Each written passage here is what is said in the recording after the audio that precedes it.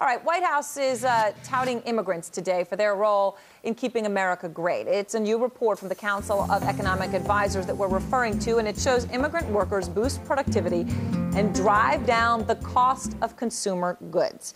Do you buy it? Two gentlemen here, one who does and one who doesn't. Stephen Moore, senior economics writer with the Wall Street Journal editorial board, and Dan Stein, president of the Federation for American Immigration Reform. All right, Steve Moore, let's start with you. It's an interesting premise. So it sort of says, hey, even if wages are going down, which is a debatable point in and of itself across this country, so is the cost of getting your roof fixed or buying things at Walmart. Overall, immigration's bringing down prices, and that's a good thing. You buy it? Yeah, a very bullish report today by the Council of Economic Advisors. This is something that economists are in general agreement on, that overall the economic impact of immigration is very positive for the U.S. economy. They also looked at this wages issue that you just mentioned, Aaron, and they found that for the most part, the average American worker actually sees an increase in their wages as a result of immigration, because immigrants come in and fill a lot of the jobs that Americans don't do and then make other Americans more productive. They also found that immigrants have a high propensity to create businesses, and you know, Aaron, that businesses are what create jobs and create wages in the first place. That's very true. And I know some of those points certainly are debatable. We don't want to debate them all. But, Dan, on the overall economy, take that issue for the overall economy. Why is looking at it as simply as prices are going down wrong? Well, what happens is immigrants come in and they keep the cost of goods and services low, and that benefits Americans when they go into Walmart or buy food at the grocery store. It means that prices are held down. That's a very positive thing. It's one of the things, Aaron, that keeps inflation at bay.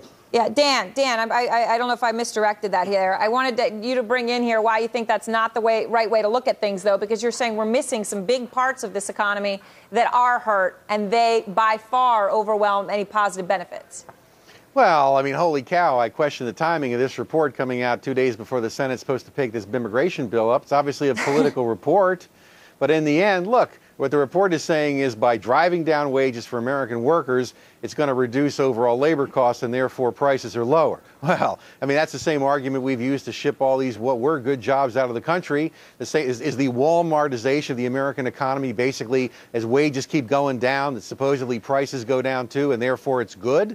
I mean, the report itself is methodologically flawed. It ignores the fact that while immigrants, we bring in a larger segment of highly skilled immigrants, certainly more so than proportionally the native population, we have like very few in the middle, and then this big, vast wave of low-skilled, poorly educated, people illiterate in any language, no high school degree coming into the country. And the idea that you're going to build a superpower economy of tomorrow on that basis, even when they find that wages are actually reduced for lower-skilled American workers, it's a ludicrous report. Not everybody agrees on the wages thing. I don't want to focus this on that. I just want, Dan, I'm trying to get you to talk about your issues on health care and education. You're saying the costs there are so high. Well, the point is if employers are bringing in people who are illiterate in any language and in a fifth-grade education to do low-skill work, if you look at the cost of health care without any health insurance, health care, education, housing, retirement programs, if they bring elderly parents here, I mean, it's clearly, as the Heritage Foundation pointed out, this bill would cost trillions of dollars over time. And they don't even talk about lost productivity. It takes me so long to get to work now because there's so many more people using our highways